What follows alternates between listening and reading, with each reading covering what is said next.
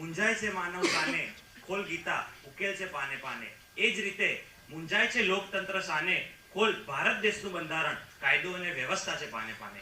मैं एलिस भरत भाई पटेल, भारतीय संविधान के गौरवशाली 75 साल. भारत ने इतिहास में कई ऐसे कार्य किए जिसे देखकर पूरा विश्व सोच रहा है कि ये कैसे हुआ.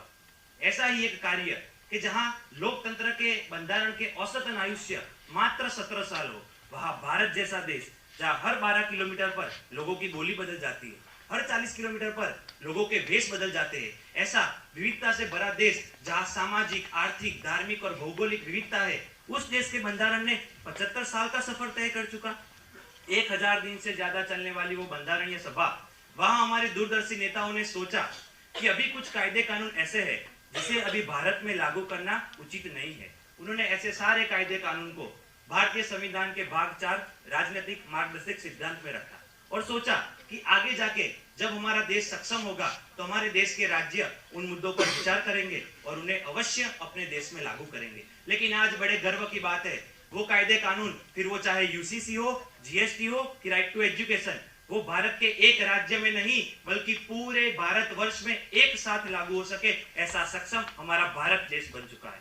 यत्र नार्यस्तु पूज्यते रमते तत्र देवता, अर्थात कि जो महिला घर का काम कर सकती है और देश का सर्वोच्च पद संभालती है, वह महिला जनप्रतिनिधि करके लोकसभा में जाए, उसके लिए 33% महिला आरक्षण, ये भारतीय संविधान के 75 साल के सुवर्ण सफर में एक सुगंध प्रसवाने का काम कर रही है. क्या एक देश में 2 निशान, 2 प्रधान और 2 विधान हो सकते हैं? ऐसा ही जम्मू कश्मीर को भारत का अभिन्न अंग बनने में बाधा रूप धारा 370 और धारा 35A उसे हटाने का कार्य ये भारतीय बंधारण के 75 साल के इतिहास में सबसे बेहतरीन कदम है. हमने बंधारण बनाते वक्त सबको अपने अधिकार तो दे दिए, लेकिन पीछे से हमने उनके कर्तव्य भी बताए. सही अर्थ में भारतीय बंधारण में जो अधिकार है और कर्तव्य है वो एक सिक्के के 2 पहलू है. अंत में मैं एक पंक्ति से अपनी बात को ये विराम देना चाहूंगा.